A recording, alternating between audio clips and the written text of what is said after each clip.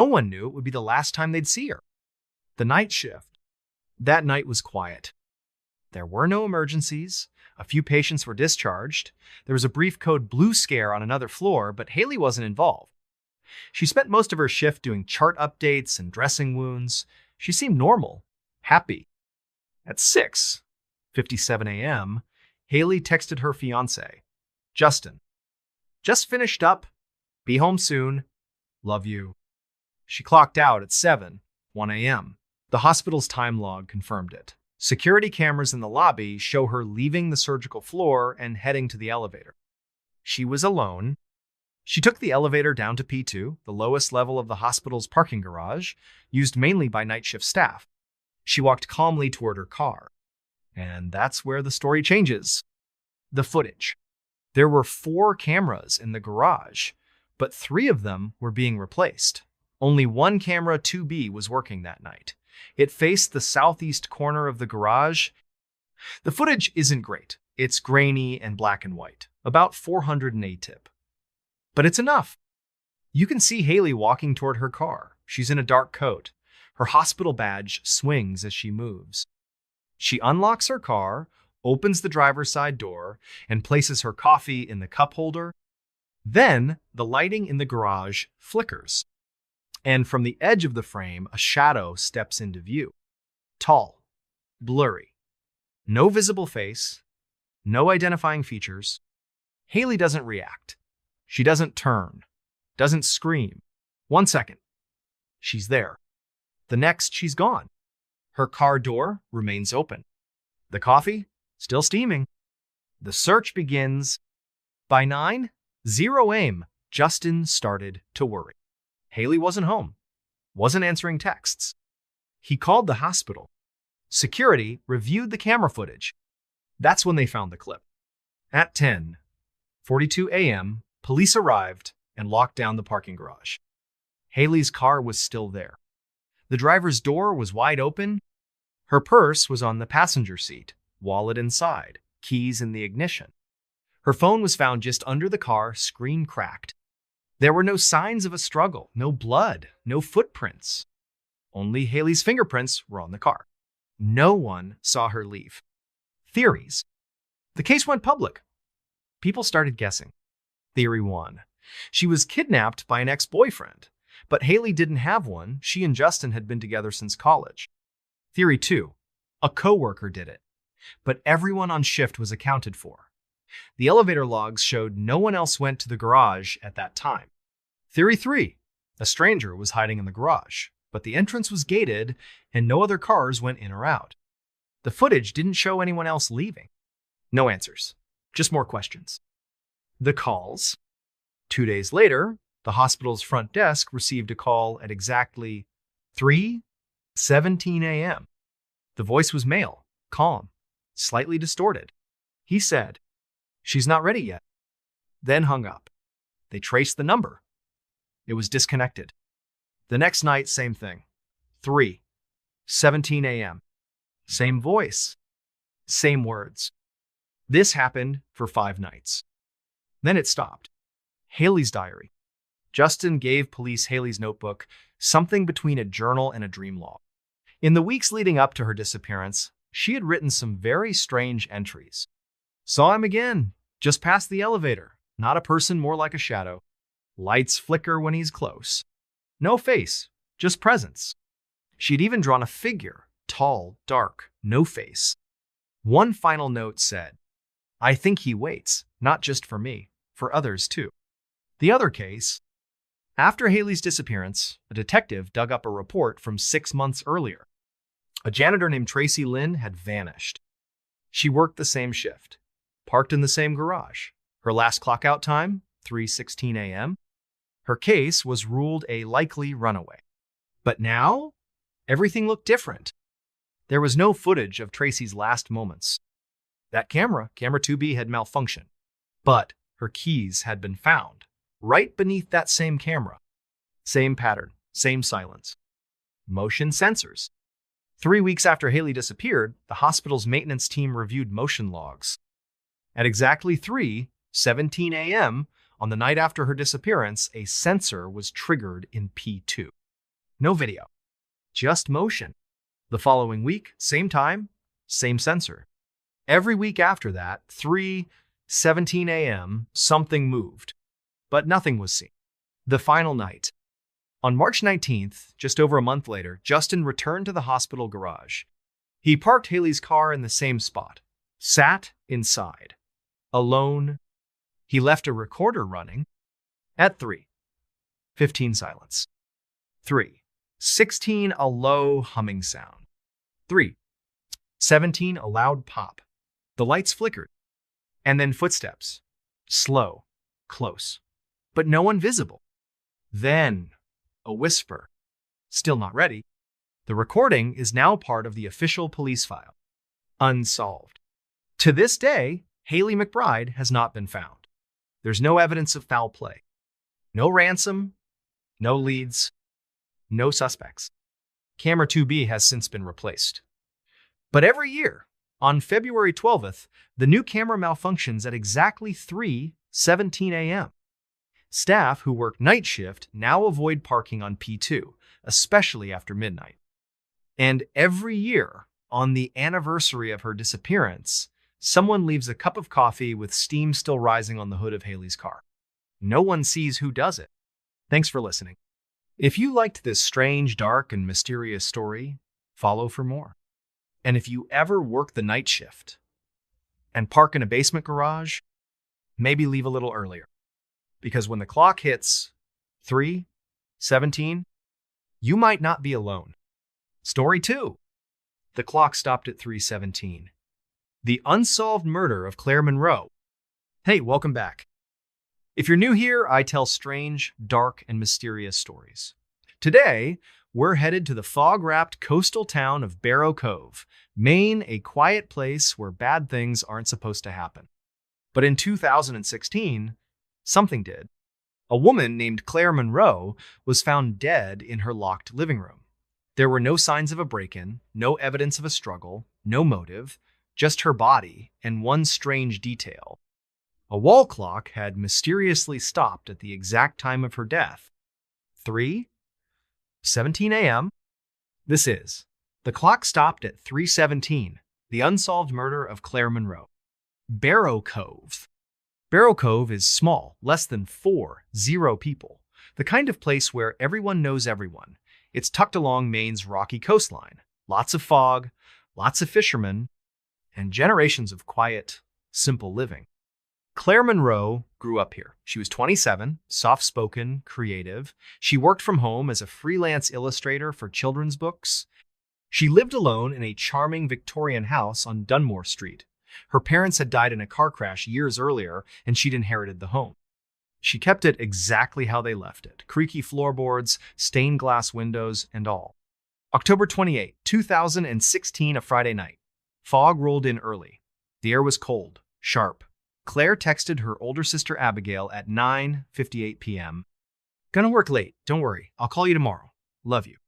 That was the last anyone heard from her. Something's wrong.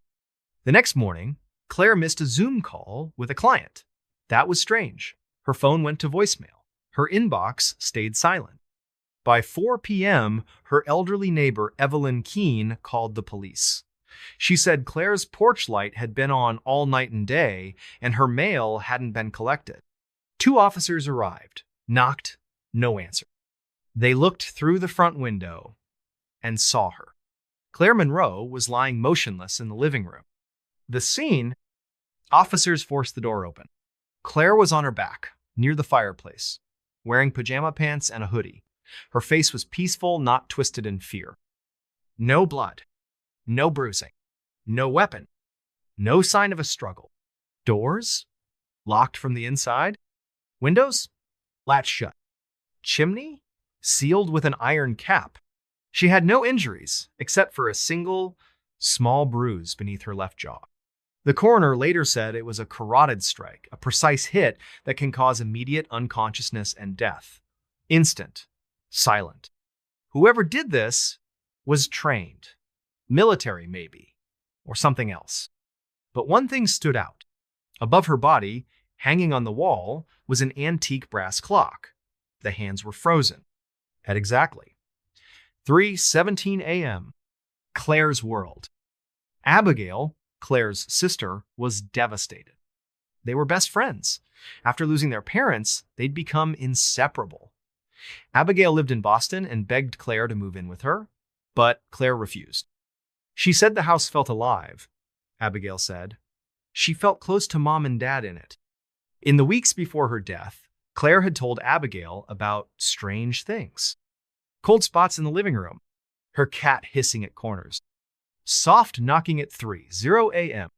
Abigail thought it was stress, grief, maybe even burnout. But after Claire's death, she found something. The sketchbook. Claire loved to draw. Most of her sketchbooks were full of happy scenes, forests, fairy tales, animals. But one sketchbook was hidden under a loose floorboard in her closet. It was different, dark, disturbing. It showed a tall, faceless man, always wearing a long trench coat and a wide-brimmed hat. In every sketch, he was getting closer. First, outside the house, then at the window, then standing behind Claire. On the last page, in shaky handwriting, she wrote, "He waits. I don't let him in, but I think he found another way." Theories. The case shocked Barrow Cove, but no one had answers.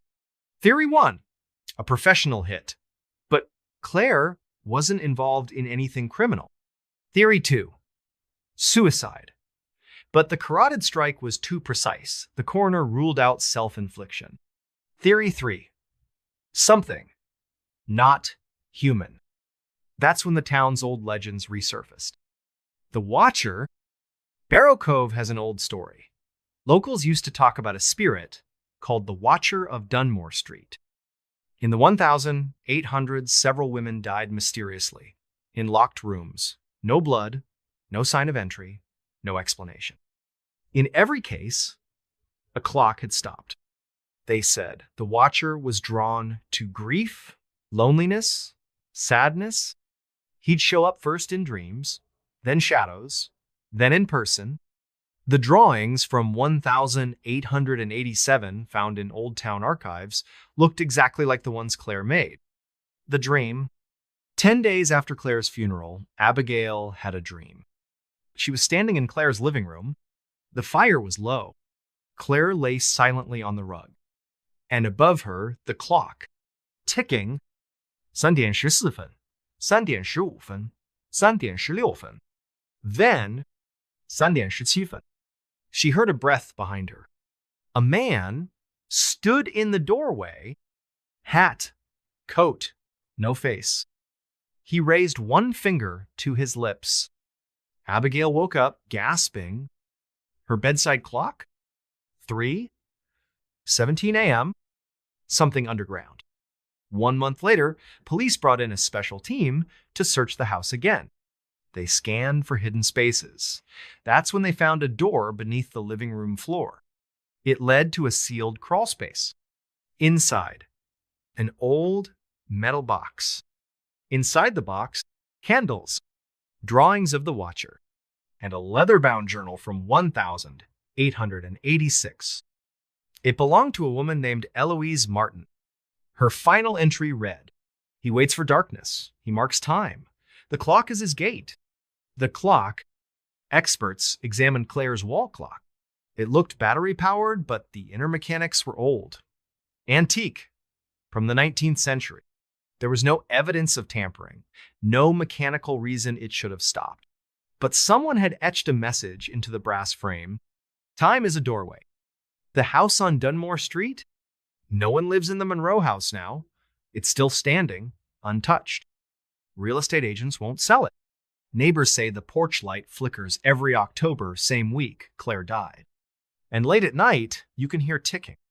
Faint. Until it stops. Always at 3:17 a.m. Thanks for listening.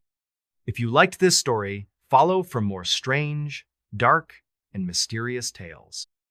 And if your clock ever stops at 3:17 a.m., don't open the window.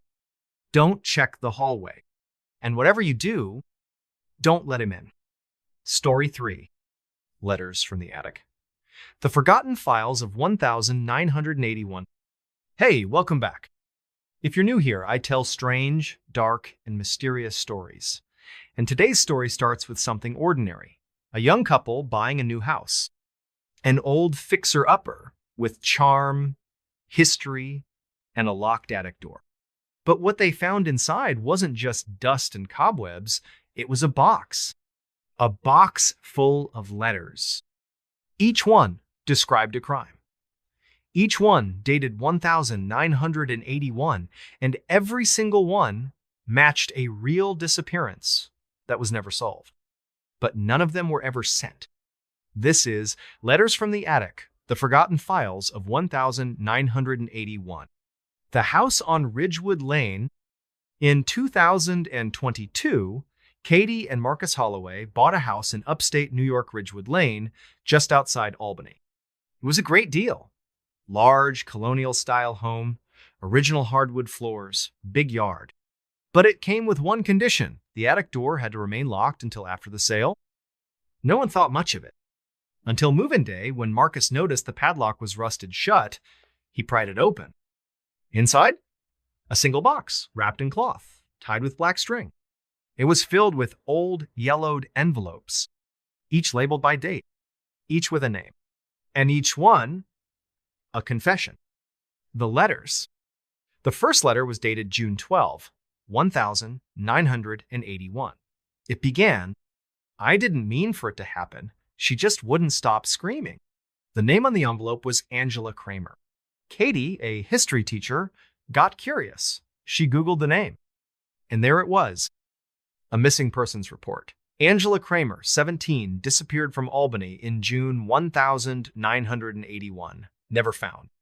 The details matched. Down to the red sweater. Patterns emerged. The box had 18 letters, all written between April and November 1981. Each letter described a disappearance, sometimes a body, sometimes not. All the names matched real cases. None of the letters were signed, but they had details never released to the public. How did the writer know them? The missing files. Katie brought the letters to the Albany Police Department. Cold case detectives were stunned. Angela Kramer, Daniel Sims, Tara Kells, all unsolved. All from 1981. All presumed random. But now, they were connected. Worse, the letters referenced each other.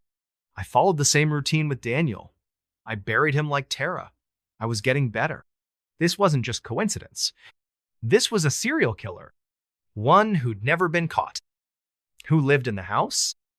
The previous owner was an elderly woman named Miriam Blackwood, who died in 2021.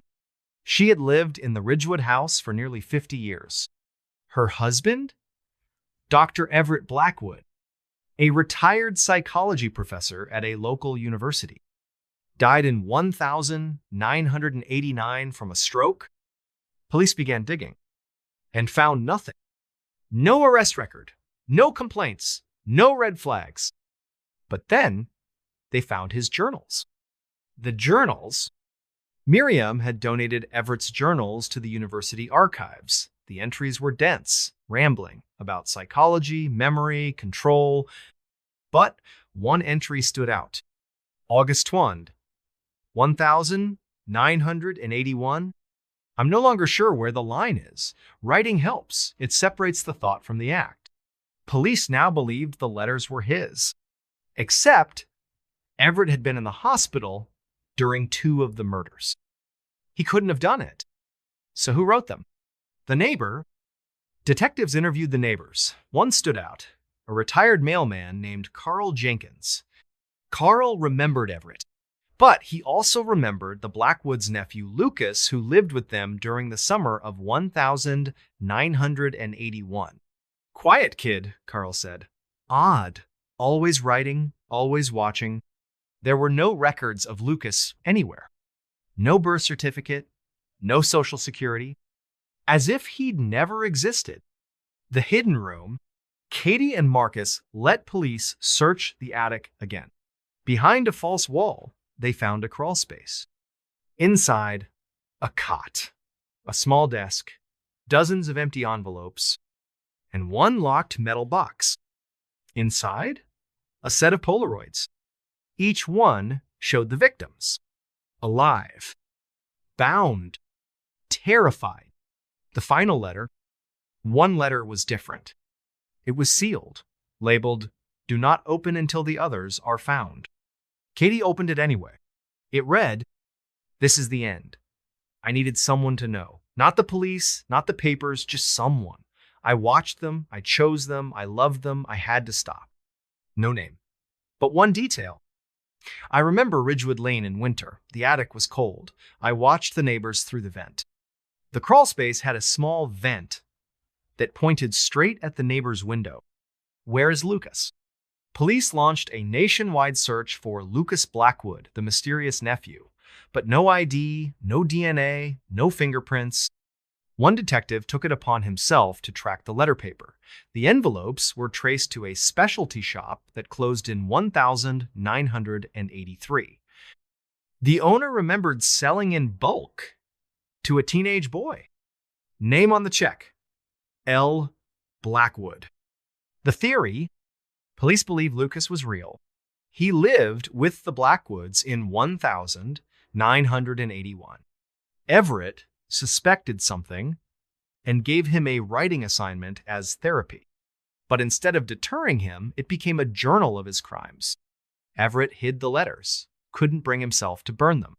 Miriam kept them hidden after he died, until the attic gave them up. Unsolved. The Ridgewood house has been resold. The attic sealed again. The letters remain in police custody. And every year, on the anniversary of the first disappearance, June 12th, someone leaves a single envelope on the Ridgewood porch. Blank. No address. No stamp. Inside, one sentence. "You missed one. Thanks for listening." If you liked this strange, dark, and mysterious story, follow for more. And if you ever move into an old house and find letters in the attic, don't read them alone. Story 4.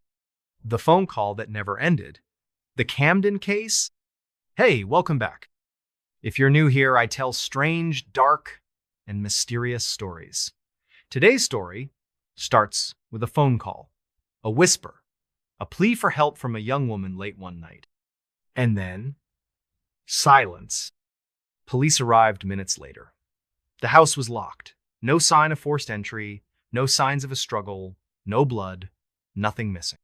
But the caller, a 25-year-old woman named Rachel Turner, was gone. And the 911 call, it kept recording for almost an hour. This is the phone call that never ended. The Camden case. The last call. On February 3rd, 2020 at 2:14 a.m., a 911 operator in Camden, New Jersey, received a call from a cell phone registered to Rachel Turner. Rachel was a graduate student at Rutgers studying criminology. She lived alone in a small duplex on the outskirts of Camden. The call was short, barely audible. The dispatcher heard breathing, then a whisper, "He's inside." Then silence. No screaming, no struggle, just nothing. But the line stayed open for 57 minutes. The arrival? Camden PD officers were dispatched within 90 seconds. Unit 14B arrived at 2:21 a.m. Rachel's lights were off. The house was locked. No movement inside. They knocked. No answer. They forced the door. Inside. Quiet. Neat. A cup of tea still warm. A laptop open to a PDF file titled Case Profiles, Unsolved Home Invasions. Her phone was on the kitchen table, still connected to the call. But Rachel was gone. The house. Officers swept the home. Nothing appeared disturbed. No signs of forced entry. No broken windows. No footprints outside. Nothing stolen.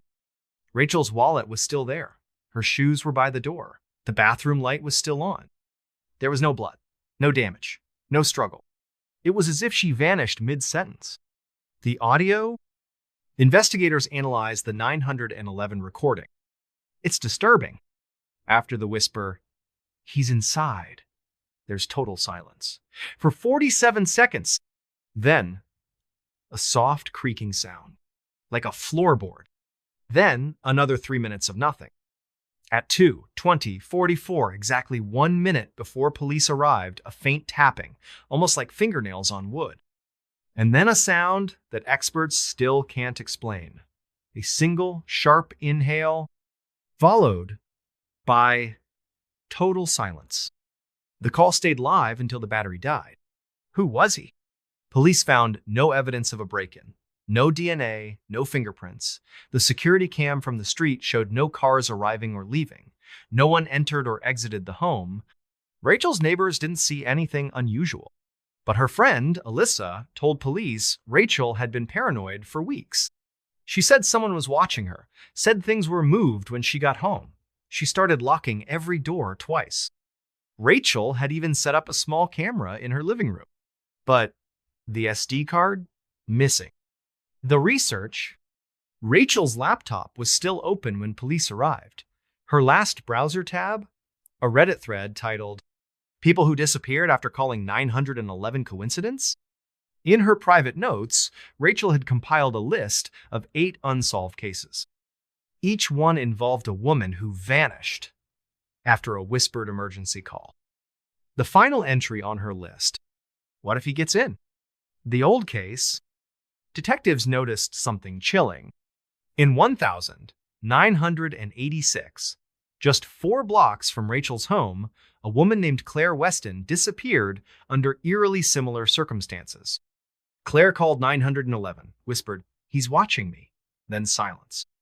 No signs of entry, no struggle, no Claire. The original officer on that case retired. But when contacted, he said, "I always believed she was taken from the inside, not the outside," whatever that means. The strange footage. 4 days later, police got a break. A local man was reviewing his backyard security footage when he noticed movement across the alley behind Rachel's duplex. At exactly 2:19 a.m., a shape passes in the shadows. Tall, human-like, but distorted. One frame, it turns toward the camera. Its face? Completely blank. Then it disappears behind the fence. The footage was enhanced, but no facial features could be extracted. The past returns. Rachel had one surviving relative, her grandfather, Arthur Turner, age 87. When police visited him, he was confused but not surprised. "She always said she'd be the one to solve it," he said. "Even when she was a little girl, said they don't just vanish." When asked what he meant, Arthur said, "She knew about the house, about CAMDEN, about the calls. She just didn't know when." The files. One last clue was found on Rachel's encrypted USB drive. It was labeled CAMDEN Calls. Inside were 12 audio files, each one a 911 call. Each one ended in silence. Each from a different decade. Each from a different town. But all had one line in common. He's inside. Unsolved. Rachel Turner has never been found. Her case remains open. Police still can't explain the audio anomalies, the vanishing, or the figure caught on video. And every year on February 3rd at 2:14 a.m., a new call comes in. No caller ID. No voice. Just a whisper. He's inside. Then silence. Thanks for listening. If you liked this strange, dark, and mysterious story, follow for more. And if you ever whisper for help and no one answers, you better hope he's not already inside. Story 5. The Girl by the Tracks. A Midnight Mystery. Hey, welcome back. If you're new here, I tell strange, dark, and mysterious stories. And tonight's story is about a girl, a train, and a time. 12:03 a.m. One moment, she was walking home. The next, she was gone. Her phone pinged near the railway. But her body was found 2 towns away. No footprints. No tire tracks. No suspects. Just a question that still haunts an entire county. What happened to Emily Reese? This is The Girl by the Tracks, A midnight mystery. The last night, April 18th, 2021. Emily Reese was 19, a freshman at Oak Ridge Community College in Pennsylvania. She was quiet, bookish, and obsessed with mystery novels. That night, she left a study session at her friend's house around 11:42 p.m. They lived less than a mile from her dorm. She usually walked. It was a safe area, well-lit, suburban, peaceful. She said goodbye, stepped outside, and texted, "On my way, cold out, wish I had gloves." That was the last message she ever sent. The ping, at exactly 12:03 a.m., Emily's phone pinged a cell tower near the old railroad crossing off Miller Road, a route she didn't usually take. 30 seconds later, her phone shut off. No calls, no texts, no signal.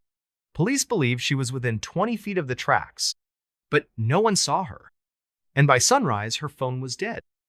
The discovery, at 6:48 a.m., a jogger in the town of Belmore, nearly 12 miles away, called 911 after spotting something near a dry creek bed. It was Emily. Face down. No blood. No visible injuries. Her backpack was intact. Phone missing. And her shoes? Completely clean. Not a speck of dirt. No wear. The weirdest part? There were no footprints. No drag marks. No tire impressions. It was as if she was dropped there.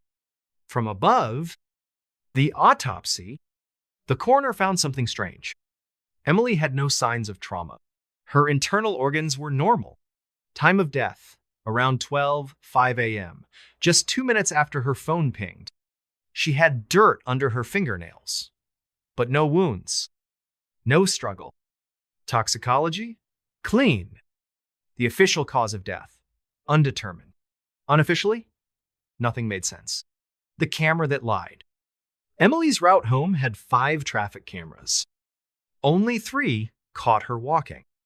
The 4th, positioned right at Miller Road, glitched out. 12:02 a.m., the screen pixelates. 12:04 a.m., it comes back. Emily never appeared on the 5th camera. The train theory.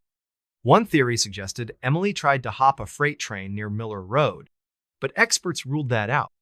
The train logs showed no stops. The engineers saw no one. And even if she had jumped, she wouldn't end up 12 miles against the wind and terrain. Besides, there were no injuries. The stranger, a week after Emily's death, a Reddit thread popped up on a local true crime forum. User, Signal Lost 3. Post title, I saw her. I saw a girl standing on the tracks that night. She didn't look scared. She looked like she was listening, like someone was talking to her. The IP was traced to a public library. No identity ever confirmed. The rumors? Locals began whispering about the old railway. Years ago, a train derailed near Miller Road, killed 11 people, one of them a girl named Lena Dawes, also 19. Her body was never recovered. The conductor's last transmission? There's someone on the tracks, but she's not solid. Ever since, people say they've seen her. The shadow. 2 months later, police finally located Emily's phone. It was found near the original ping location at the base of a tree. Still intact. Battery dead.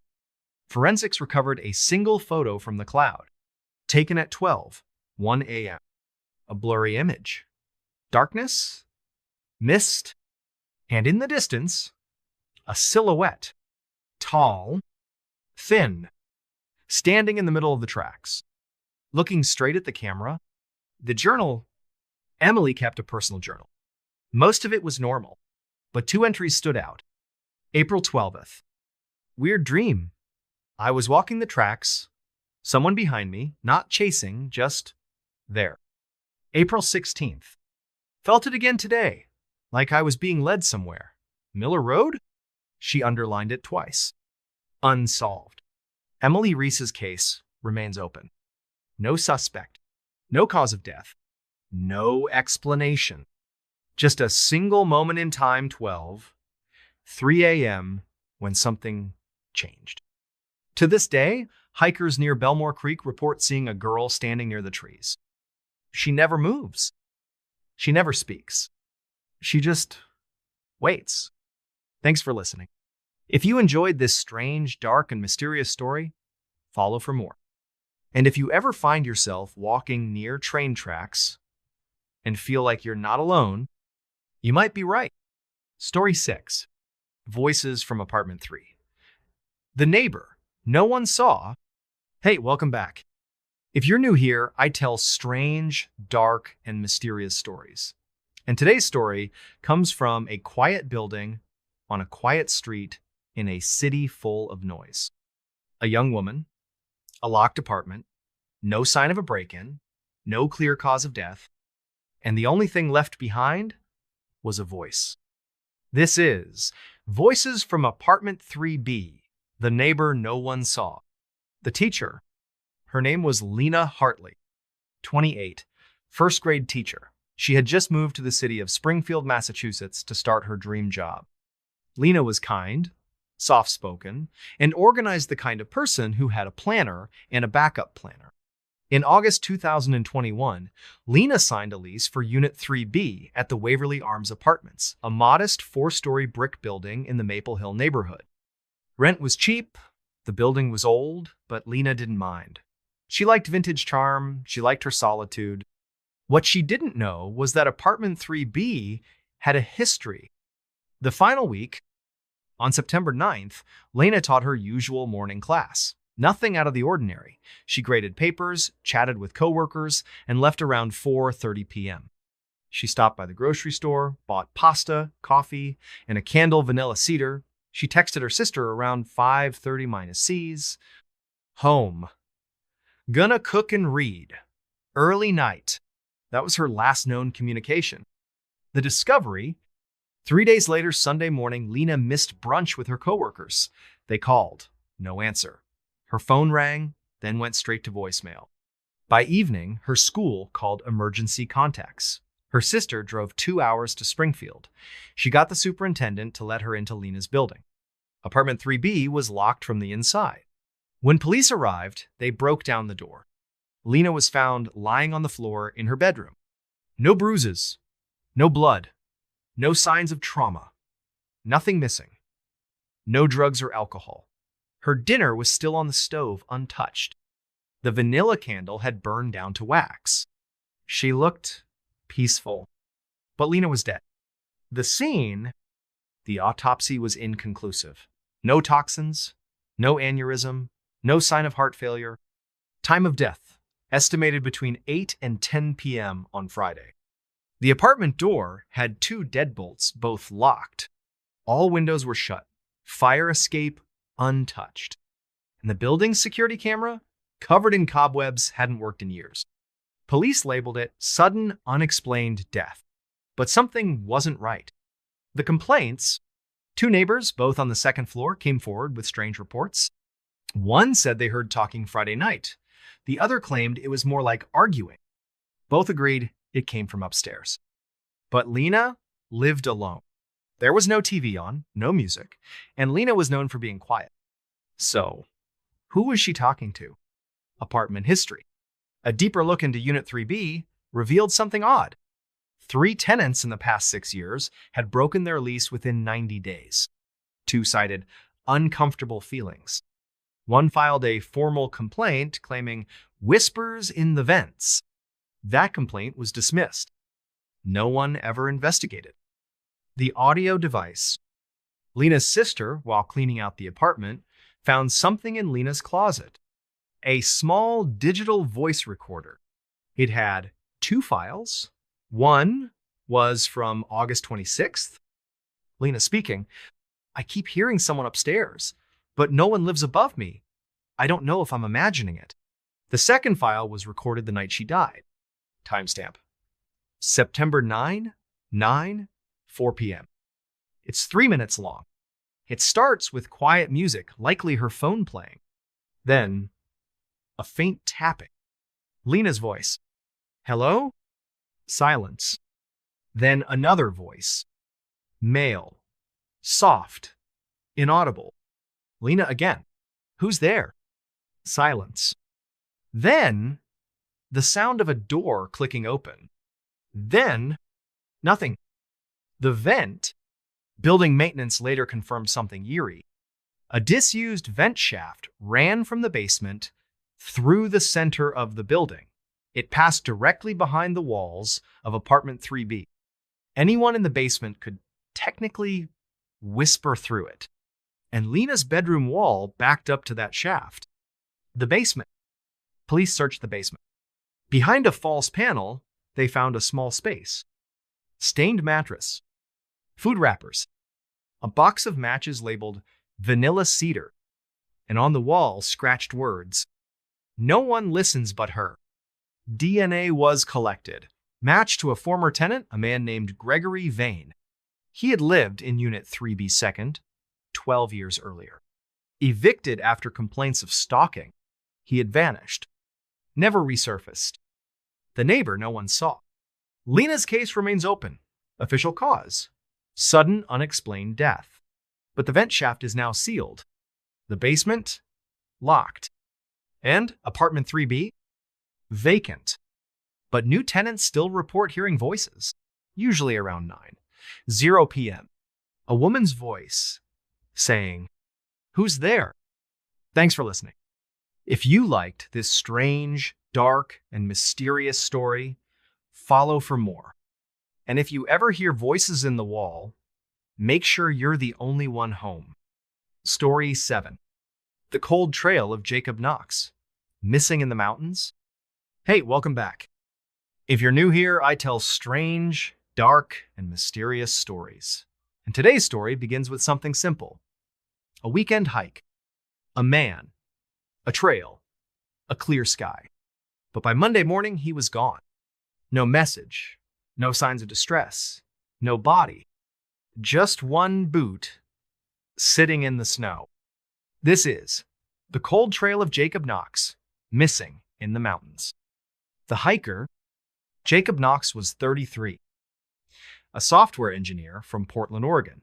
Loved photography, snowboarding, and hiking. He had logged over 20 trail miles in his lifetime. He wasn't reckless. He was known for his planning. On February 19th, 2022, Jacob left his apartment with a 3-day pack. He told his neighbor, "I'm heading up to the Sisters." He meant the Three Sisters Wilderness, part of the Cascade Mountains, a stunning, rugged expanse known for deep woods and dangerous weather shifts. He parked his car at the Pole Creek trailhead and vanished. The last signal, Jacob's GPS tracker pinged at 9:04 a.m. 2 miles up the trail.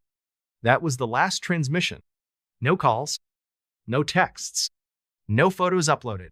When he didn't return Monday, friends contacted search and rescue. The snow had started falling by then. The search? Volunteers and SAR teams combed the area for 9 days. Helicopters, dogs, drones. They found Jacob's boot, a left La Sportiva hiking boot, 4.2 miles from the trailhead, near a frozen creek. It was just sitting there, upright, no prints leading to or from it. No backpack, no jacket, no blood, nothing. The journal, Jacob often documented his hikes in a small waterproof notebook. They found it zipped inside a weatherproof map case, tucked under a pine root 200 yards from the boot. His last entry was dated February 19, 2:18 p.m. Saw something across the ridge, looked like a person, but wrong, long arms watching me. No further entries. The strange signal. On day 11 of the search, a ranger received a distress signal from a repeater tower in the hills. Just 3 words. Cold, lost, watching.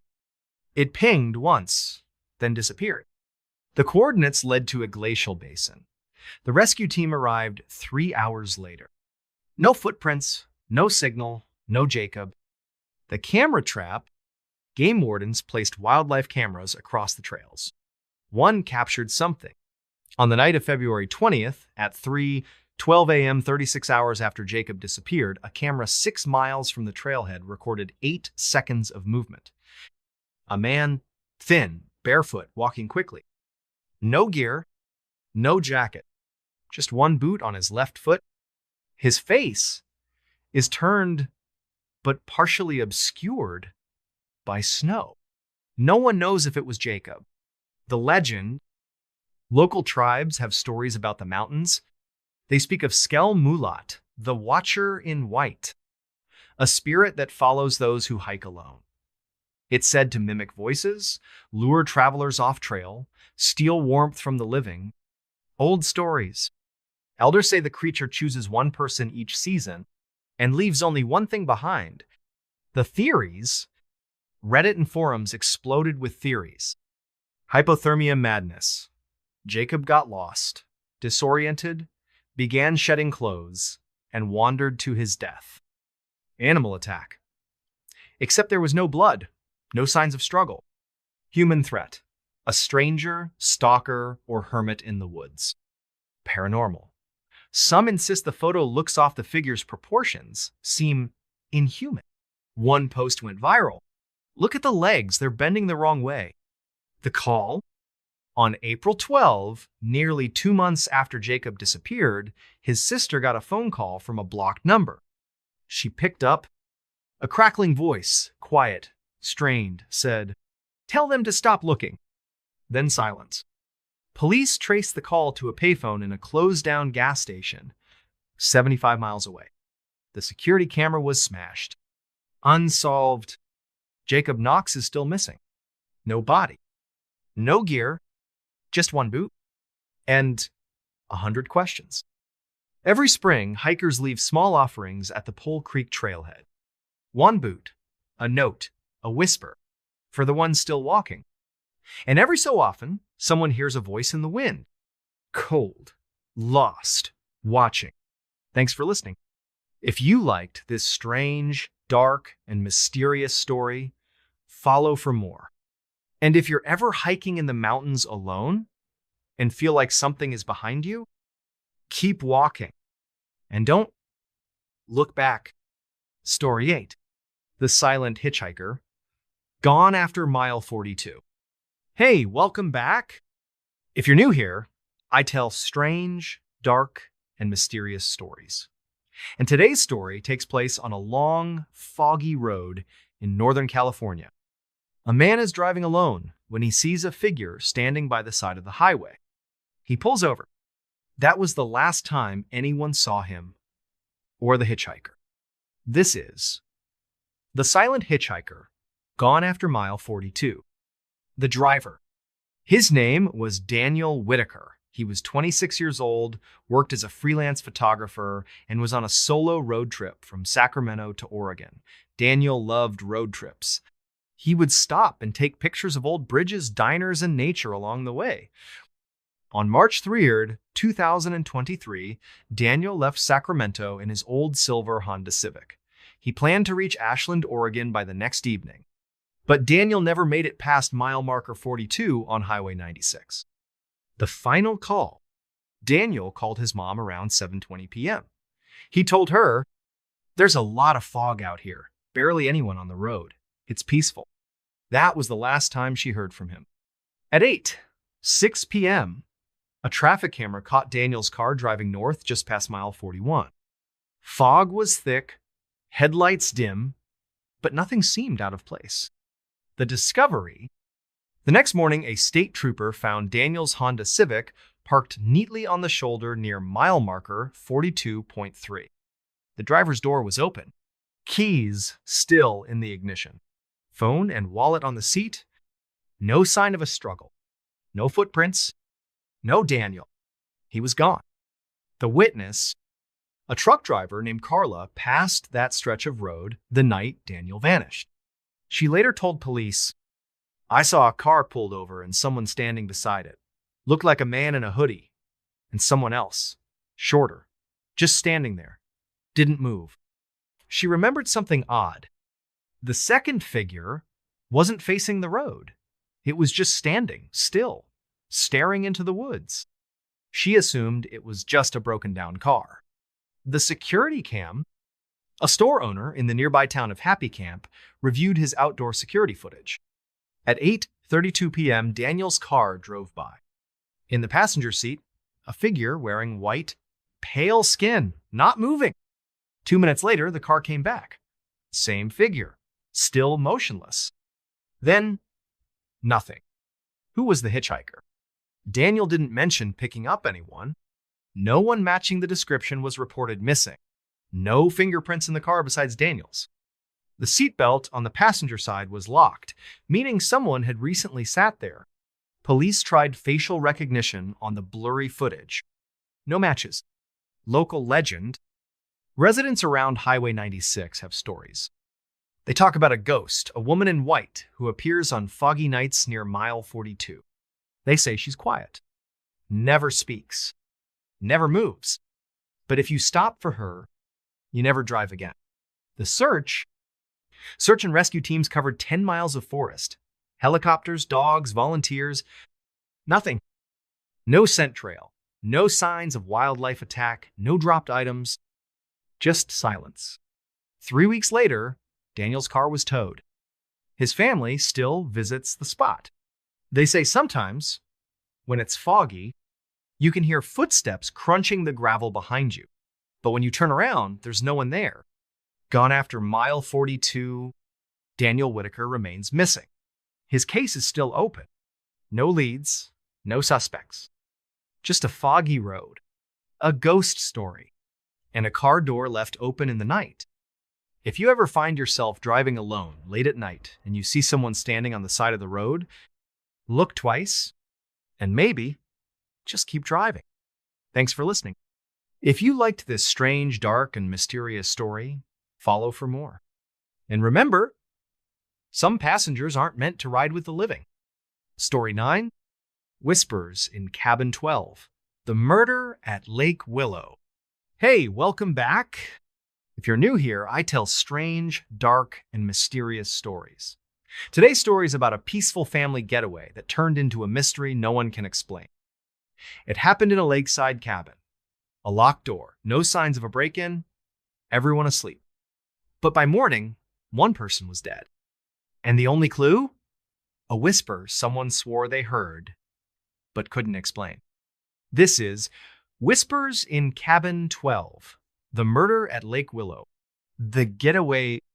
In June 2022, the Collier family, mom, dad, and 2 adult children rented a vacation cabin on Lake Willow, a secluded lake in northern Michigan. It was a long overdue family trip. The kids, Aaron and Tyler, were in their 20s. They grew up camping and had fond memories of this same lake when they were kids. The cabin number 12 sat right at the edge of the water.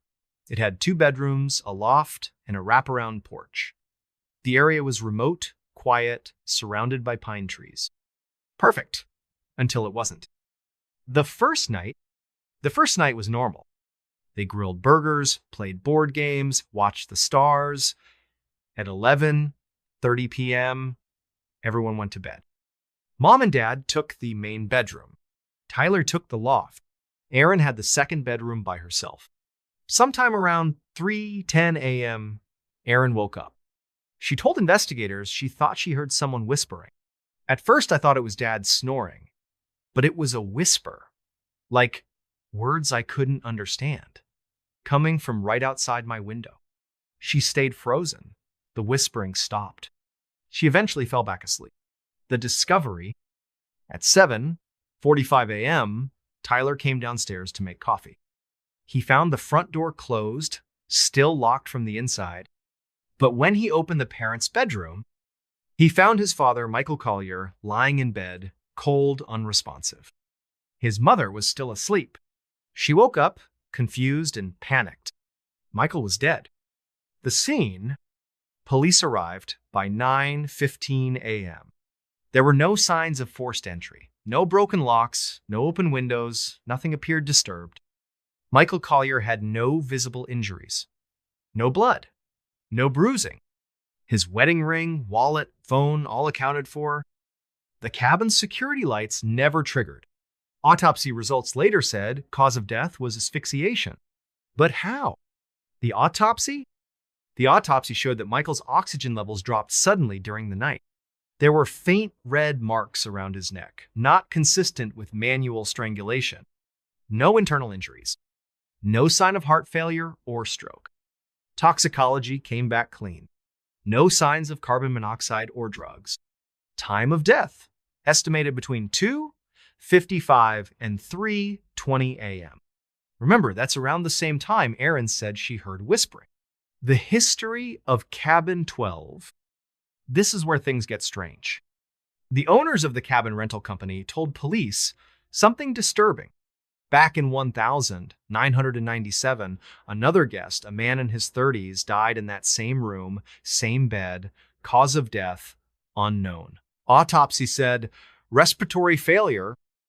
In 2011, a woman staying in cabin 12 reported waking up to voices near her head, even though she was alone.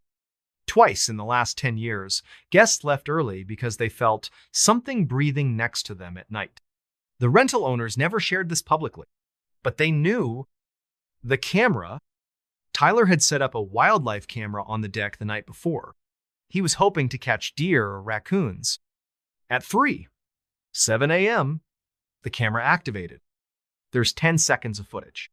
Fog covers the lake. The porch is empty. But at the 6-second mark, a small figure appears at the edge of the frame. Very thin, very pale, no obvious features.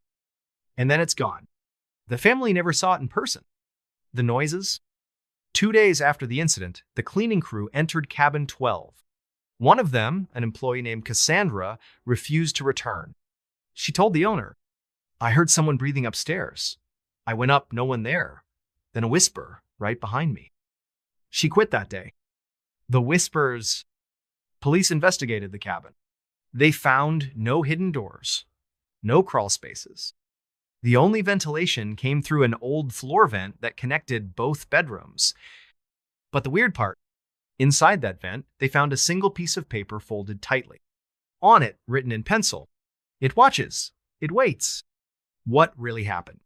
The case was ruled suspicious but inconclusive. There was no break-in, no natural cause of death, just the unexplained. The Collier family never returned to Lake Willow. The mother moved out of state. Tyler stopped hiking. Erin refused to talk to reporters. But she told one podcast host, "I don't think it came in. I think it was already there." Cabin 12. Cabin 12 is still listed online, still rented out. But every year, around the second week of June, someone reports strange dreams. One woman last year wrote in her review, "I loved the lake, but every time I closed my eyes, I heard whispering, like it was coming from under the bed." Cabin 12 has no basement. Thanks for listening. If you liked this strange, dark, and mysterious story, follow for more. And if you ever stay in a cabin near a quiet lake and hear someone whisper your name, don't whisper back. Story 10. The Vanishing of Emily Hart, a Small Town Secret. Hey, welcome back. If you're new here, I tell strange, dark, and mysterious stories. And today's story is about a small town, the kind with one diner, one church, and a whole lot of secrets. In towns like this, everyone knows everyone. So when a young woman disappears without a trace, it's not that people don't know what happened. It's that no one will say. This is The Vanishing of Emily Hart, a Small Town Secret. The Last Shift. Emily Hart was 24 years old. Sweet, soft-spoken, and hardworking. She was saving money for nursing school, and for the last 8 months, she'd worked the night shift at Rosie's Diner in the town of Pine Bridge, Tennessee. Population: 3,100. On Friday, September 10th, 2021, Emily started her shift at 4:00 p.m. She worked alongside her manager, a cook named Dave, and a teenage waitress named Lily. It was a quiet night. She served coffee, cleared tables, and said goodbye to regulars like she always did. At 10:57 p.m., security footage shows Emily clocking out, tying her apron, and walking out the back door to the parking lot. She never made it to her car. The disappearance, Emily's 1,998 Honda Civic was still in the lot the next morning. Keys in her purse still under the register inside, but Emily was gone. Her phone was later found in a trash can behind the diner. Face down. Screen cracked. Police interviewed the other employees. Lily left early. Dave stayed to clean up, said he didn't see or hear anything unusual. Except one thing. Dave said he thought he heard Emily talking to someone in the parking lot, like arguing. A man's voice. Then, nothing. The town. Pinebridge isn't the kind of place where people disappear. It's the kind of town where everyone waves, where Sunday service is packed, and where people notice when a car sits too long in the same place. But here's the thing. When police went door to door, people clammed up. Some claimed they saw nothing. Others said they were asleep. One old man, a retired mechanic, told police, "She ain't the first to vanish out there. Y'all just stopped asking." The footage, the diner had one security camera aimed at the back door. At 10:57:43 p.m., Emily exits. She walks left toward her car. At 10:58:4, the camera glitches. Static. It comes back 13 seconds later. No Emily, no sound, no movement. She's just gone. The boot prints? Investigators found a partial footprint in the gravel near Emily's car. It wasn't her size too large. Boot tread. Deep enough to suggest someone had been standing there, waiting. No tire tracks. No security cams nearby. Just that one partial boot print. And a feeling like someone knew where to stand to avoid being seen. The phone call at 3:22 a.m., 4.5 hours after Emily vanished, a 911 call came in. Caller ID was blocked. Voice distorted. The voice said, "Check behind the old silo," then hung up. Police went to the location, an abandoned grain silo 3 miles outside of town. Inside, nothing. But carved into the wall was the name, Emily. And below it, I see you. The history. Locals say the town has always had a dark streak. 3 other women disappeared in the past 40 years. 1,983. Clara Dunn. Last seen at the market. 1,999. Janelle Price. Worked at the diner. 2007. Megan Rowe. Disappeared walking home. No arrests. No suspects. But all 3 had one thing in common.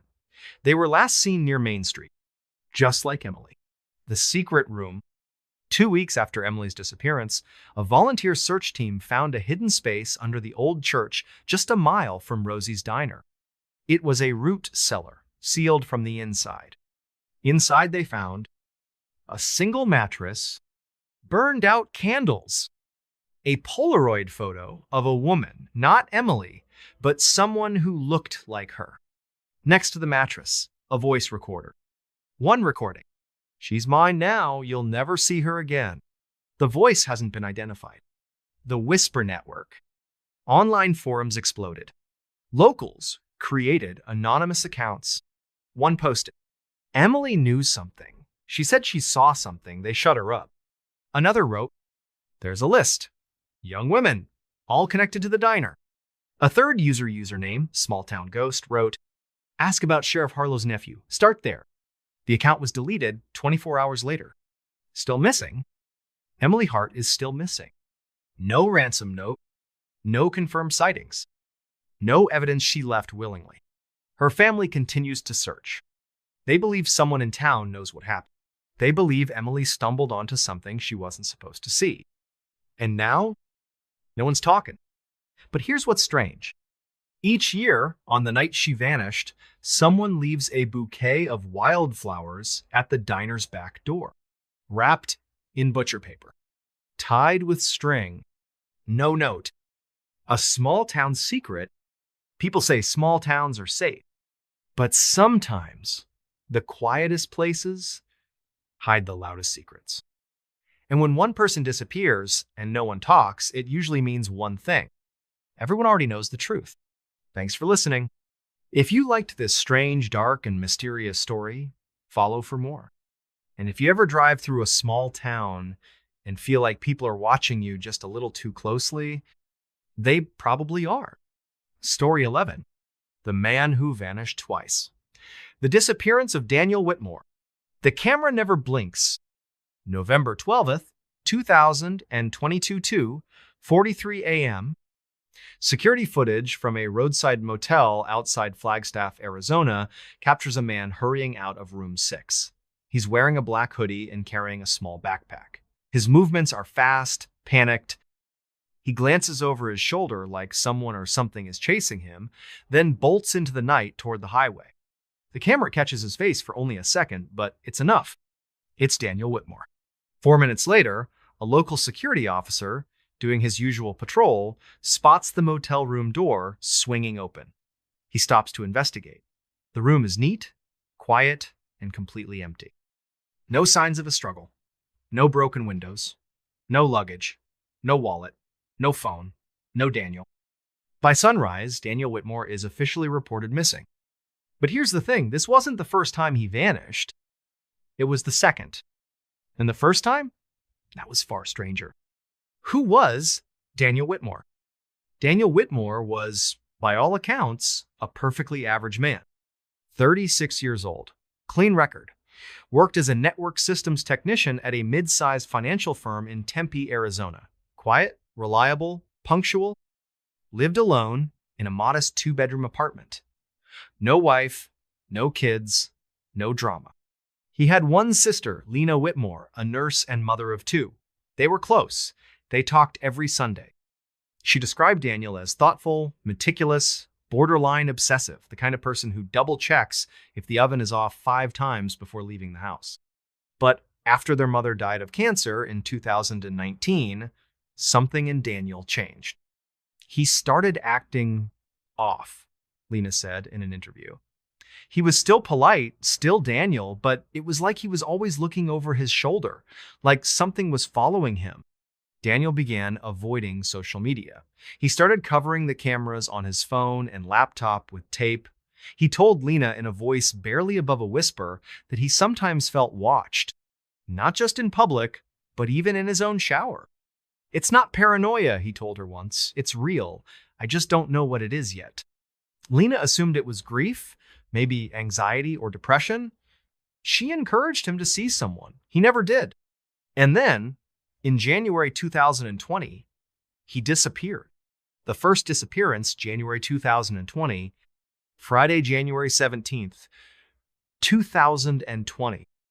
Daniel didn't show up for work. He didn't call in sick. By 11:00 a.m., his office called Lena. She tried calling him, no answer. She drove to his apartment. Everything looked normal. His car was in the lot, the front door was locked, but the lights were off inside. With help from the landlord, Lena entered the unit. Nothing was stolen. No signs of forced entry. His wallet and keys were still on the kitchen counter. But Daniel was gone. Police were called.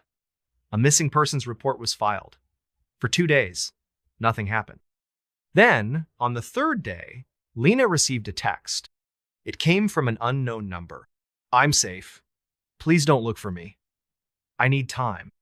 No name, no signature, and no reply when she responded. It was traced back to a burner phone bought at a gas station 30 miles outside of town. Surveillance footage? Corrupted. Then nothing. No activity on Daniel's bank account, no social media, no sightings. It was like he had vanished off the face of the earth. And then, 5 weeks later, he came back. The return, February 24th, 2020, Daniel walked back into his office like nothing had happened. He was thinner, pale. His hair looked like it hadn't been washed in days. His coworkers froze when they saw him. Everyone was shocked. HR immediately called emergency services, and his sister, Daniel, was taken in for a psychiatric evaluation. When asked where he had been, his answer was chillingly simple. "I don't know." He claimed to remember driving home that Friday night and then waking up 5 days later in a cabin in the woods he didn't recognize, with no phone, no wallet, no memory of how he got there. He wandered for days before reaching a ranger station, but there were no rangers there, just a map and a stack of dry firewood. He wouldn't say how he got back to town. Lena tried pressing him, but he wouldn't budge. What little he remembered, he wrote in a notebook that he kept hidden at all times. He became more withdrawn, more paranoid. He moved to a new apartment, installed 3 locks on the door, blocked all the windows with thick blackout curtains. He told Lena, "Don't ever ask me again what happened." And she didn't. Until 2 years later, when he vanished again. But this time, everyone was watching. The second disappearance, November 2022, in the fall of 2022, Daniel had started acting stranger than usual. He left his job, saying he needed distance from digital systems. He stopped using his phone and switched to an old flip phone with no GPS. He deleted all his online accounts. When Lena asked why, he said, "They found me again." In early November, he sent her a final message. "If I disappear again, don't look for me. I mean it." A week later, a room was booked at a rundown motel outside Flagstaff under the name David Wren. It was paid in cash. That room 6, was where Daniel was last seen. The camera footage, the backpack, the terrified look, all real. But what happened next wasn't caught on tape. The trail went cold. For the second time in 3 years, Daniel Whitmore was gone. And this time, he wouldn't come back. The investigation begins again. When Daniel disappeared the second time, the police took it far more seriously. The first time could be explained away: stress, mental health, voluntary disappearance. But this time, they had video footage, they had motive, and they had fear. Detective Maya Rousseau with the Coconino County Sheriff's Office took over the case. She was sharp, methodical, and had a gut feeling that Daniel was not just another missing person. There was something unnatural about the footage, she later said. It wasn't just that he ran, it was how he ran, like he was trying to escape the air itself. The motel room was combed for evidence. No fingerprints except Daniel's. No signs of forced entry, no blood. The bed was made. Shower unused. His backpack was never found. What they did find was strange. A folded napkin from a diner located 90 miles north. A receipt for a gas purchase, time-stamped 2 hours before check-in. And a single piece of paper with the words, "They are inside the static," handwritten in black ink. No one knew what it meant, but it clearly meant something to Daniel. The notebook, 10 days after Daniel vanished, Lena remembered something. Months before, Daniel had once mentioned he kept a backup journal of things he didn't trust to store digitally. At the time, she assumed it was some kind of paranoid diary, maybe passwords, maybe sketches. But now, it felt like the only real lead she had. She tore through his apartment. What she found was disturbing. Taped to the underside of his bed frame was a small leather notebook. Inside were dozens of entries, messy handwriting, and scrawled symbols that made no sense. Some entries read like normal notes. Nav 1. Static again in the walls. 3.